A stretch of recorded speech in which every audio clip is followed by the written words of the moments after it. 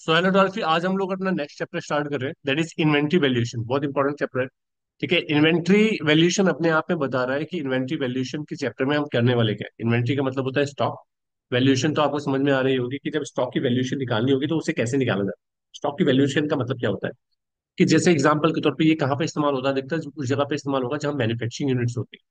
ठीक है ना, मैन्युफैक्चरिंग यूनिट्स होती है ना, वहाँ पे इस चीज का बहुत ज्यादा जरूरत पड़ती है। क्यों पड़ती है कि जैसे मान लीजिए मैं कंप्यूटर बनाता हूँ। अब मैं कंप्यूटर बनाता हूँ तो कंप्यूटर बनाने के लिए मुझे रॉ मटेरियल की जरूरत पड़ेगी। और रॉ मटेरियल क्या होगा? रैम, हार्ड डिस्क, ठीक है ना, मॉनिटर, ये सब चीजें जरूरत पड़ेगी। हो सकता है, और ये रैम जब मैं परचेज करता हूँ पीछे से, तो मैं एक वेंडर से नहीं परचेज कर रहा, मैं अलग अलग जगह से परचेज कर रहा हूँ। हो सकता है मैं किसी एक वेंडर से परचेज कर रहा हूँ जिसने मुझे ये रैम बेची है 1000 रुपीज की। किसी एक दूसरे वेंडर से मैंने परचेज करा तो उसने मुझे ये वेंडर कितने की बेची है? 1100 रुपए की। किसी तीसरे वेंडर से मैंने रैम परचेज करी है तो उसने मुझे कितने की बेची? 900 रुपए। तो रेट के वेरिएशन हो सकते हैं। तो जब मैं ये रैम जिस कंप्यूटर में लगाऊंगा, अगर मैंने इस कंप्यूटर में 1000 वाली रैम लगाई है तो इसकी कॉस्टिंग 1000 के हिसाब से बनेगी। अगर मुझे 1100 रुपए वाली लगाई है तो 1100 रुपए के हिसाब से बनेगी। 900 रुपए वाली लगाई है तो 900 रुपए के हिसाब से इसकी जो सेलिंग प्राइस है वो आएगा। करेक्ट है ना? जब तो उसकी कॉस्ट आएगी, तो इसका मतलब वैल्यूएशन, जो इन्वेंट्री का वैल्यूएशन है, वो वैल्यूएशन तभी हो सकता है अगर आपने पीछे का स्टॉक जो प्रॉपर तरीके से मेंटेन किया हुआ है। अगर वो मेंटेन नहीं है, मान लीजिए आप तो सोच के बैठे हो कि यहाँ पर कितने की बिल लगी है, 1100 रुपए की, आप सोच के बैठे हो कि 1000 रुपए की लगी है इसके अंदर। और आपने कोई ये कोई हिसाब नहीं रखा हुआ कि कौन सी कहाँ पे रखी है। आपको नहीं पता, आपने सोचा हो सकता है 1100 की लगी है। आप इसे मान लीजिए, इसमें एसेट जब बेच रहे हो, आप इसे 1000 की लगी है, इसमें 1100 की, आप ये सोच क्या रहे हो? 1000 की लगी है। तो आपको तो 100 रुपए का नुकसान हो गया ना। तो जब आप इसकी आगे कॉस्ट बनाओगे या फिर उसकी जब उसमें प्रॉफिट जनरेट करोगे अपना, तो उसमें 100 रुपए कम ही रखोगे अपने दिमाग से। करेक्ट है ना? तो अगर आपका प्रॉपर रिकॉर्ड इस तरीके का नहीं होगा तो वो क्या होगा, आपके लिए लॉस क्रिएट कर सकता है। तो इसकी वैल्यूएशन कैसे निकाली जाती है वही सीखने जा रहे हैं। ठीक है ना? देखो इसमें कैसे सीखेंगे। इसमें क्या होता है, पहले आपका डिटर्मिनेशन ऑफ कॉस्ट पहले हमें निकालना होता है कि डिटर्मिनेशन ऑफ कॉस्ट कैसे निकालें।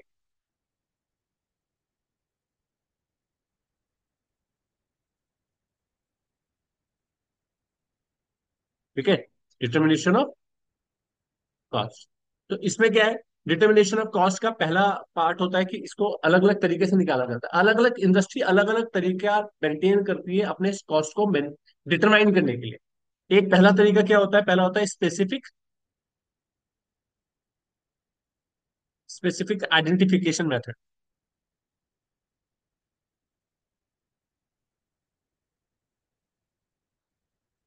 स्पेसिफिक आइडेंटिफिकेशन मेथड ये उन जगह पे इस्तेमाल होता है जहां पर ना स्टॉक आपकी आंखों के सामने है। मतलब आपको पता है कि आपका स्टॉक कहाँ रखा हुआ है। जैसे कि छोटी सी मैं एग्जांपल देता हूँ, एग्जांपल देता हूँ, उससे रिलेट आप कहीं से भी कर सकते हो। अभी तो मैं कॉस्ट की बात कर रहा हूँ। एग्जांपल के तौर पे मेरा एक शोरूम है। इस शोरूम में मैं भी बैठा हूँ। मैं यहाँ पे, मेरी यहाँ पे कैबिन है, यहाँ पे मेरा कैबिन है। और मुझे पता है कि मेरा कौन सा प्रोडक्ट कितनी कीमत का कहाँ लगा हुआ है, किस रैक में कौन सा सामान रखा हुआ है, किस जगह पे कौन सा सामान रखा हुआ है, मुझे पता है कितने का आया है। राइट? तो जब कभी भी कोई कस्टमर आता है मेरे पास और वो कुछ उस कस्टमर को खरीदना चाहता है, तो मैं उसे ना बताता हूँ कि भाई, कस्टमर जो अपने सेल्समैन है उसको बोलता हूँ कि उसको ना ये वाला सामान बेच, ठीक है ना, या ये वाला सामान बेच। तो जब मैं उसे बेच रहा हूं तो मैं उसके हिसाब से उसकी रेट बताता हूँ, क्योंकि मुझे पता है वो कितने का आया हुआ है। ये क्या स्पेसिफाई कर रहा हूँ, स्पेसिफाई कर रहा हूँ, वाला बेचो, वाला बेचो, वाला बेचो।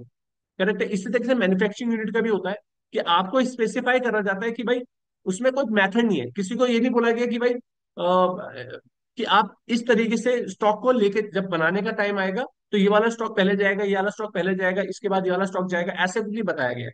उन्होंने सिंपल सा बोल दिया, स्पेसिफाई कर रहे हैं कि ये, उन्होंने बोला हमारे को कंप्यूटर बनाने हैं, एक काम करो तुम ये वाला कंप्यूटर, ये वाला प्रोडक्ट लेके जाओ, उससे कंप्यूटर बनाओ, ये वाला प्रोडक्ट लेके जाओ, उससे कंप्यूटर लेके जाओ, बनाओ। तो स्पेसिफाई कर रहे हैं।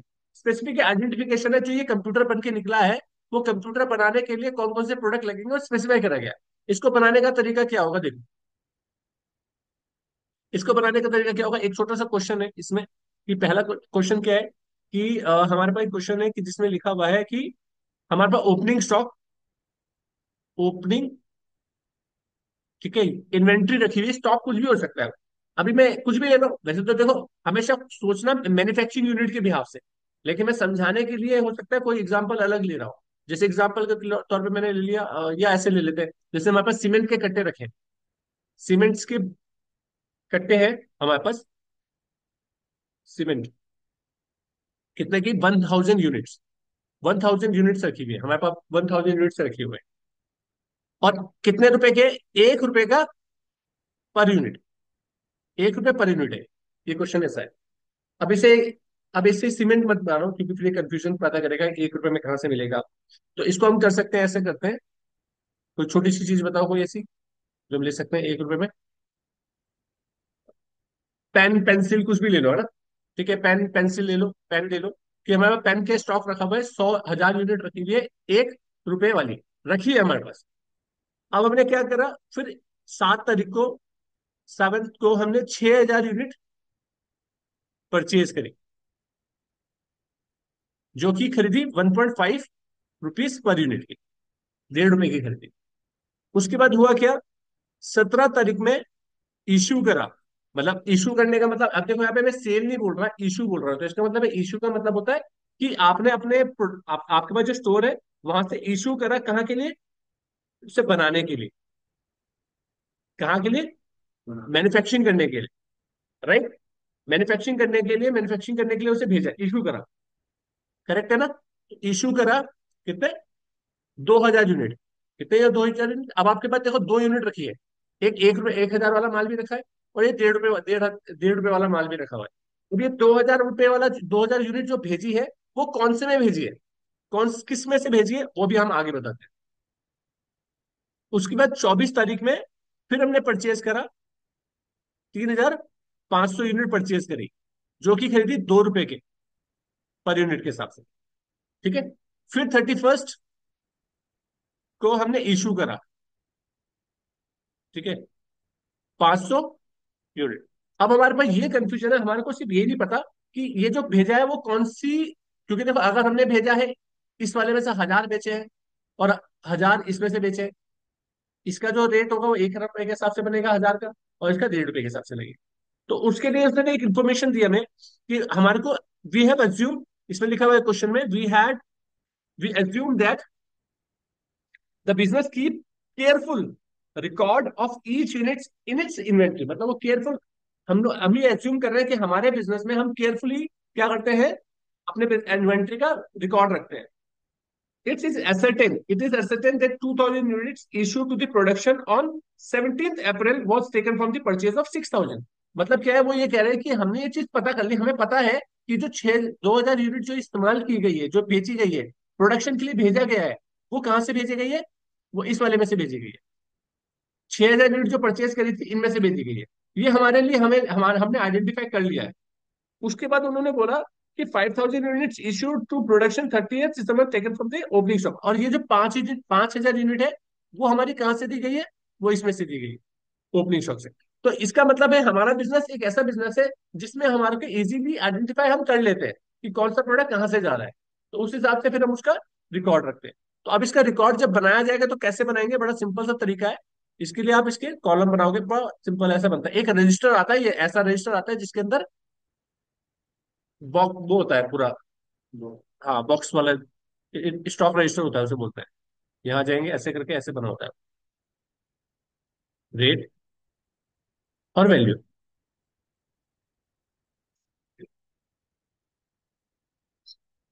ठीक है। तो ये तो होगी, ये वाला बन जाएगा इशू के लिए, कि इशूड, और ये बन जाएगा आपका क्लोजिंग स्टॉक, कितना माल बचा, सेम इस तरीके से।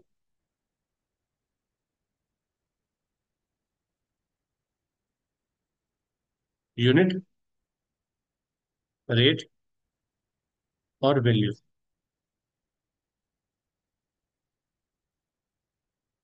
ठीक है। अब यहाँ पर मैंने देखो, यहाँ पे बोला, अब देखो यहाँ पे इशू का बताना है। तो हम ये बोलेंगे कि 2,000 यूनिट इशू करे। अब हमें रेट पता तो है नहीं, अब रेट पता चल गया कि वो कितना वाला गया, 1.5। तो 1.5 के हिसाब से कितना हो गया, 3,000 का माल हमारा बनने के लिए गया है। करेक्ट है ना। उसके बाद 500 यूनिट हमने दी थी, 500 यूनिट। तो वो किस रेट से थी, 1 रुपए के हिसाब से। तो वो कितना हो गया, 500 रुपए का माल चले। तो इसका मतलब 35 रुपीज, 3,500 रुपीज का माल लग चुका है। अब हमारे पास स्टॉक, अगर स्टॉक बचने की बात आएगी तो वो कैसे निकालेंगे हम, कि हमारे पास कितना स्टॉक रखा हुआ है। अब 500 यूनिट तो हमारी ओपनिंग वाली बची है, ये 1 रुपए वाली ये तो बची है हमारे पास। तो ये कितना हुआ हमारा, 500। ठीक है, 4,000, अब ये तो 6,000 थी, 6,000 में से कितनी 2,000 तो चली गई, तो कितनी बची, 4,000। तो 4,000 रुपये कितने, 1.5 रुपए के हिसाब से बचे, तो कितना हो गया, 6,000।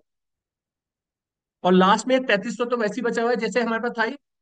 तो 3,500 ये बची हुई है हमारे पास 2 रुपए के हिसाब से, तो कितना, 7,000। तो टोटल कितना रखा हुआ है हमारे पास, 13,500।